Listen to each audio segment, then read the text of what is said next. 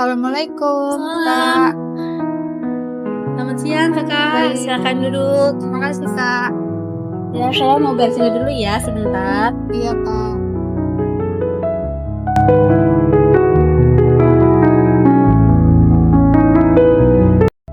Terima kasih kakak sudah mau hadir untuk sesi konseling pada hari ini. Sebelumnya perkenankan saya untuk memperkenalkan diri. Nama saya Ayu Natasha Istiqomah. Pada sesi kali ini saya berlaku sebagai konselor yang akan mendampingi kakak berjalannya konseling hari ini. Oke, sebelum lanjut, boleh gak sih kak, saya ingin tahu nama kakak dari nama panjang atau nama panggilan yang senyamannya kakak saja. Boleh banget, Kak. Nama lengkap saya Yuni Aulia, tapi Kakak bisa manggil Aulia aja. Oke, baik kalau begitu. Selama sesi ini berarti saya akan memanggil kakak namanya kakak Aulia ya? Iya. Oke, baik. Sebelum kita memulai pembahasan hari ini, saya ingin menjelaskan secara singkat mengenai proses konseling. Sesi konseling ini merupakan ruang yang aman bagi kakak untuk bercerita dan menyampaikan apa yang sedang kakak rasakan. Tugas saya adalah mendengarkan, memahami, dan membantu kakak untuk menemukan alternatif solusi yang sesuai dengan kondisi yang kakak sedang rasakan. Lalu di sini ada tujuan dari konseling, yaitu tujuan konselingnya di sini saya membantu kakak untuk memahami permasalahan yang sedang kakak hadapi, khususnya terkait dengan pengelolaan waktu, serta membantu kamu menemukan cara yang lebih efektif untuk mengatasinya.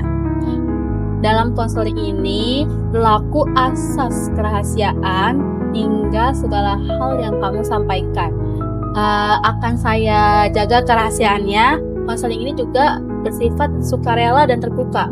Jadi kayak sehingga kakak tuh bebas mau cerita apa aja dan berpendapat atas perasaan yang kakak alami. Di sini juga ada janji konselor, di mana sebagai konselor saya berjanji akan mendampingi kakak selama sesi konseling berlangsung dan menghargai setiap pendapat serta perasaan kakak yang kakak sampaikan. Saya juga tidak akan menghakimi semua yang akan kakak sampaikan. Iya, Kak. Oke, terima kasih. Di sesi kontrak konseling ini juga ada kontraknya ya kak. Jadi kayak kita akan berlangsung selama 25 menit. Apakah kakak bersedia untuk sesi konseling ini hingga selesai? Ya, saya bersedia. Oke, baik. Terima kasih kakak sebelumnya. Bagaimana kabar kakak untuk hari ini? Alhamdulillah, Kak, baik. Tapi jujur saya lagi capek karena banyak hal lah. Oh, baik. Sepertinya kamu memang sedang lagi lelah ya. Lagi banyak ada urusan pikiran, baik fisik maupun pikiran dari luar gitu. Iya, betul, Kak. Oke, baik. Tidak apa-apa kak. Jadi kakak bisa banget cerita di sini pelan-pelan. Ada hal apa sih yang mengganggu di pikiran kakak gitu akhir-akhir ini gitu?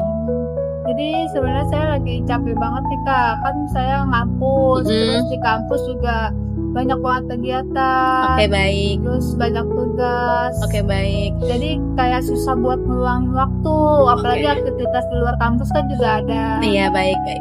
Jadi saat ini kamu tuh emang punya banyak aktivitas yang jalannya itu bersamaan gitu ya? Iya, betul, Kak. Iya, Kak. Jadi gara-gara itu saya jadi dimarahin sama ibu saya.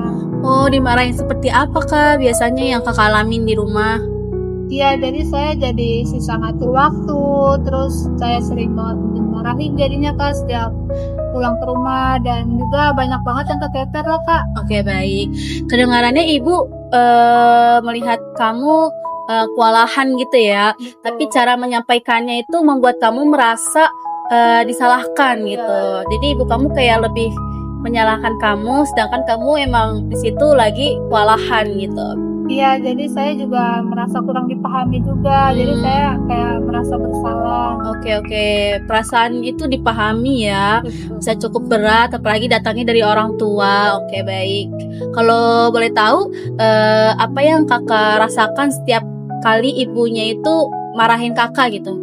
Yang pasti sih sedih Kak. Oh, iya. Juga kayak agak kesel juga sih Iya karena juga ya. harusnya istirahat dan ini dimarahin. Iya, baik. Juga ada ngerasa sedikit bersalah karena ngebentak atau apa. Oke, di satu sisi tuh kamu tuh agak sedih gitu ya, tapi di sisi lain kamu juga kayak ngerasa bersalah gitu, kayak jadi kayak tertekan di rumah gitu ya. Iya, akhirnya saya juga jadi makin stres, terus juga susah untuk atur waktunya. Oh iya, jadi kalau kayak gitu tuh kamu kayak ngerasa tertekan di rumah ya, justru membuat kamu itu semakin kewalahan gitu, susah untuk mengatur waktu gitu ya. Baik, oke baik. Kalau misalnya kondisi ini akan terus berjalan, menurut dari kakak nih ya, apa sih dampaknya buat kakak sendiri untuk kedepannya gitu? Oh, yang pasti saya pasti makin capek sih Kak, terus juga pasti nilai saya juga pasti turun. Oke, baik. Dan hubungan saya sama orang tua saya juga pasti renggang. Oke, kamu menyadari ya dampaknya cukup besar, baik untuk kuliah kamu, atau untuk hubungan dengan ibu kamu, atau untuk kerjaan kamu di luar gitu. Iya, saya juga ngerasa kejar-kejaran sama waktu Kak. Oh iya, artinya tuh emang niat kamu itu sebenarnya baik, tapi pelaksanaannya masih membuat kamu itu agak sedikit kewalahan dan susah untuk mengatur waktunya gitu ya. Betul. Kalau kamu membayangkan kondisi yang lebih ideal, menurut kamu itu apa sih harapan kedepannya untuk bisa berubah? Saya sih pengen jadi gampang atur waktu ya Kak, terus juga ibu juga jadi nggak marah-marah. Kamu ingin lebih teratur dan hubungan kamu dengan ibu kamu tuh tidak renggang atau lebih baik gitu ya. Menurut kakak nih ya, langkah terkecil apa sih yang realistis untuk memulai memperbaiki pengaturan waktu gitu?